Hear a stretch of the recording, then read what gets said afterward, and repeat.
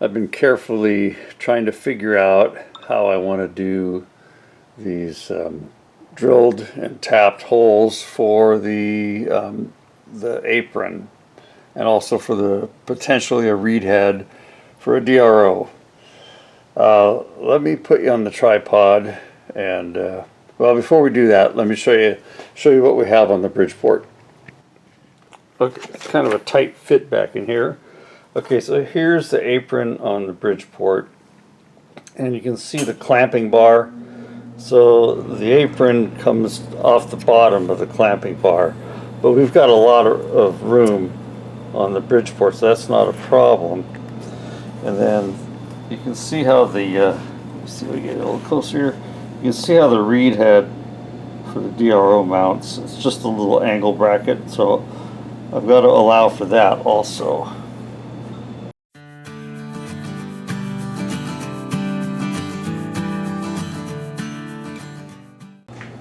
Yeah, so for the reed head for the DRO, ooh, it's actually just a little angle bracket, so the reed head is actually above the saddle. I'm probably going to look at this for another day just before I commit to drilling and tapping any holes. Yeah, because I've changed the design a couple times, mainly due to space constraints. So this is the material for the apron, and what it is, this is actually RV roofing, membrane roofing, and it's really durable, really good stuff, and it's pretty affordable. So as we saw on the Bridgeport, it comes off the bottom of the clamping bar like that, and rolls up like such, okay? But we're too close to the actual running ways to do that, so I'm going to do it the other way. So the plan is we'll come off the top, so we'll have a clamping bar, something like that, right, with the screw holes that you saw there, and then that will come off like that, okay, and still we should be able to get the reed head in there. Yeah, it's not a lot of real estate to work with, and I'm probably going to go with the 632 machine screws. I also have a whole bunch of these 4mm, which are actually slightly smaller. Keeping things small would be helpful, but everything else is imperial, so I think I'll go with the 632. And then I had to make sure that I was not interfering with any of the drilled holes, oil galleys. There's a couple oil galleys, and also, how close are we going to be when we drill in? I don't want to weaken the dovetail area, so we're going to be just slightly below that. We're not going to go very deep. All right, so this is the back side of the saddle. The front side is another challenge. I can't use this flat surface up here. 1 second. Because the dogs that release the power feed run in this area, so we got to keep that clear. So all we got is this little edge to work with. So I'm thinking of just doing a wiper instead of the apron, but I still could change if I change my mind, and just where's my other piece of material at? Oh. So I could mill out some type of a wave wiper that would use felt or rubber or something in the back. So I'm still thinking about this one, if that's what I want to do. But anyways, that brings you up to speed. I did flake the underside here. I don't think I showed that in the last video. Okay, guys, I made an executive decision, and we're going to switch to Plan B. So originally, in that last clip, and it's been a couple days since then, I've worked on a couple other projects and gave this a rest for a little bit and gave it some more thinking. So originally we were going to try to design a way wiper, and this would be for the front of the saddle. There's not a lot of real estate here, and we got this funny gib, and just trying to get everything to fit in there and make a clean and functional way wiper system. It just kept getting more and more complicated. So I'm going to stick with a simple plan, and I like having way covers, you know, out of, you know, some type of, you know, material such as this. So that's what we're going to do. We're just going to do a way cover. So I've changed the layout here a little bit. I've added additional threaded holes. Well, there will be threaded holes. And I've lowered down and more centered the locations along this this width here. So yeah, so we're just going to go ahead and drill and tap all these for 632. And the idea is I'll use, well, this is the piece that I'm going to use. I'll use this thin angle. We will be able to attach it to the front. Probably have to relieve it a little bit in here, a little bit. And then we'll attach our membrane slash way cover fabric to that angle, and we'll clamp it, or clamp it between two metal strips. And I've ordered some new metal. This one's all beat up, with a series of screws just to hold that in there, something like that. And then of course that'll be on there like that. And then this end, you just leave it loose. It's how I got it on the Bridgeport. It works fine. So that's what we're going to do. So let me get this set up over in the Bridgeport, and we'll drill and tap some holes.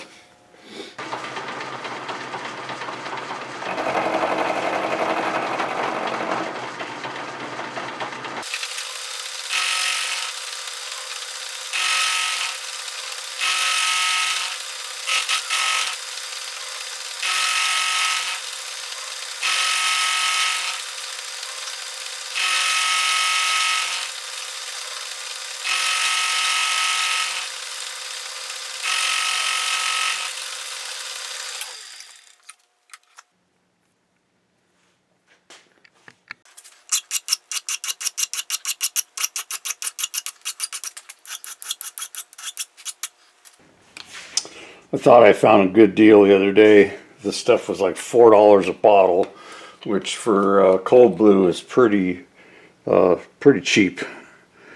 I don't like it. I don't recommend it. The old Oxfo blue works much better and better looking.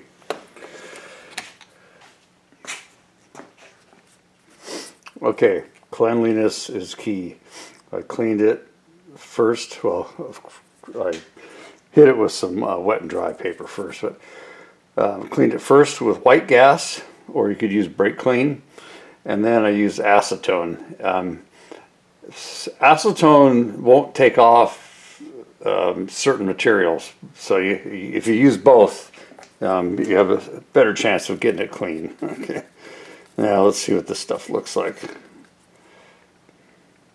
Yeah, see, it's really black, and if that's what you want, great. But I prefer to have a little tinge of blue, and you kind of have to work it in. And don't touch your part with your bare hands after you've cleaned it, or while you're cleaning it. Yeah, any oil from your hands will affect the finish. It's actually working pretty good. And don't use it straight out of the bottle, because you'll contaminate what's left in the bottle. Always put it in a little container. Yeah, okay. And All your cold bluing is an oxidant. It's creating a rust layer, so the black is actually rust, and that will protect the metal. It doesn't give it a lot of protection, and you want to follow it up, depending on what you're working on. I won't do it to this one, but you want to follow it up with a coat of oil afterwards. So the oil will actually go into the pores of the metal through the oxidation layer and into the steel. It only works on ferrous metals, by the way. And the more alloyed it is, like a tool steel or whatever, it won't get as black. A mild steel will get the blackest. All right, well that actually turned out pretty good. Yeah, maybe I'll change my opinion on this stuff. I like the Oxfo because you can actually get a blue tint, you know, depending on how much you put on and how long you leave it on. All right. Yeah, so I'll show you what this is for in a second, but I never throw away these little drops. They always come in handy for something. All right, so now what I'm going to do is take this over to the sink and wash it off. After you rinse it and dry it off, there'll be like a chalky residue, and you can just rub it off with your hand or take a rag and rub it off. It'll be kind of brownish looking, ugly, but yeah, just wipes off. And then if you oil it up, it'll bring that gloss back. All right, so here's what I'm doing. Got a little 3D printed center drill holder. I was looking for one, and there's a bunch of them on the Bamboo Lab site, but most of them were pretty big. They had covers and all kinds of stuff. I just wanted something simple. So not 100% in love with it, but it's going to work. But it's chippy. It'll knock it over real easy. So I'm just going to hot glue it right onto there.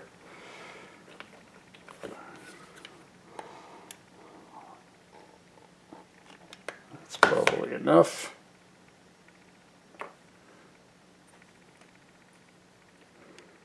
Something like that. Okay, done. This one is really cool. I don't remember where I got it, but it looks like Mark made it, or Mark's. Yeah, Mark. I might try to make a couple more of these. This is really a nice little center drill holder. There we go. Yeah, I know, should be using spotting drills. I'm lazy like everybody else, and I do have spotting drills. I might make another one someday to hold both. Back to our regular scheduled programming. So I've got a piece of cardboard back there to protect the saddle, and we've got an aluminum bar here in the front. I'm just going to use the wiggler. We're gonna go off this center layout line here, and then I'll use the DRO for our step overs. These are all exactly 1.5 inches apart, so it'll be more accurate that way.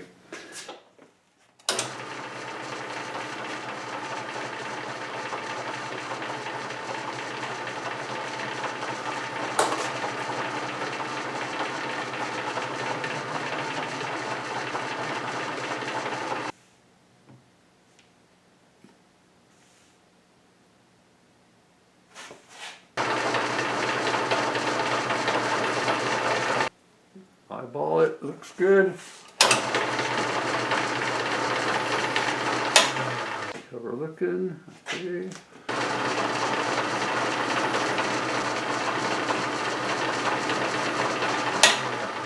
I got my quill stop set. I'm only going to drill these 3/8 of an inch deep.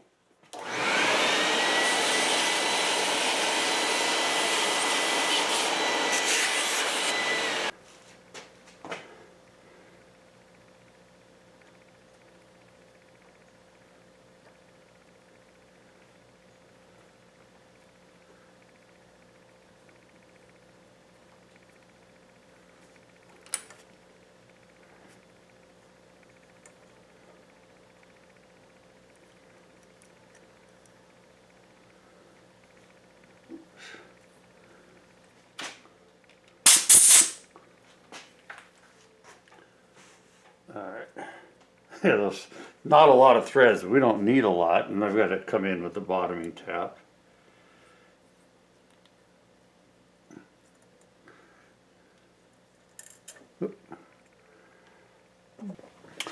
I had to do a little reevaluating of what was happening, and it turns out we just weren't tapping to the bottom of the hole. So I've gone to the old 3-step procedure, which we probably should have started with. So I'm starting with a taper tap, then I'm going to the plug tap, and then the bottoming tap. And we're using a little tap magic, and it's working fine. Yeah, we just weren't getting to the bottom. And there was something hard in that one. That was really throwing us off a bit. And then I've also, I'm hand chamfering everything as we go as well. Last one.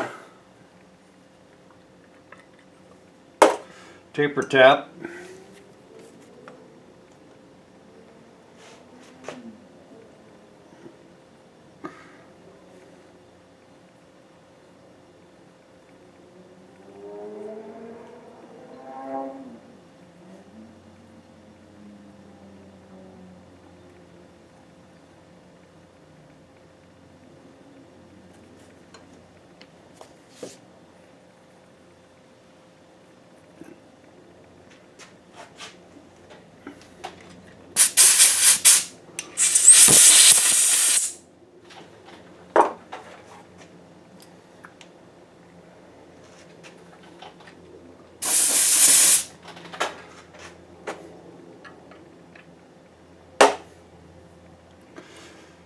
Plug tap.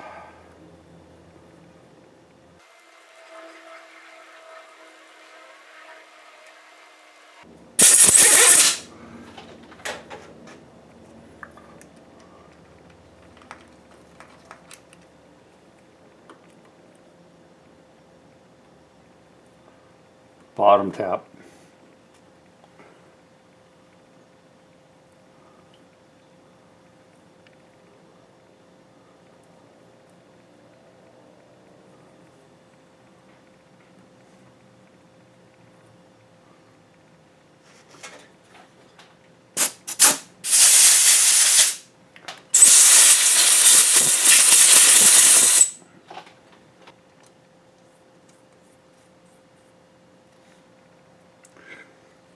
Okay, nice. Okay, all the drilling is done. We didn't break any taps. That's always a plus. Yeah, so I think that's it for any modifications and repairs. I do need to clean a few small parts still, but we're down to just painting primarily and assembly. Yeah, so I have gotten onto the 3D printing bandwagon. Finally got a 3D printer. So yeah, so these tap holders were one of the first things that I printed out, and they're pretty nice, inch and metric. And then this stuff is all available online, right? I haven't designed anything. This is all right off the app. These are pretty cool. So it's a Robin Renzetti style 1-2-3 block, and I'm going to make more of these, although I need to tweak the dimensions a little bit. They're pretty slick. I mean, it's the threaded holes are actually usable.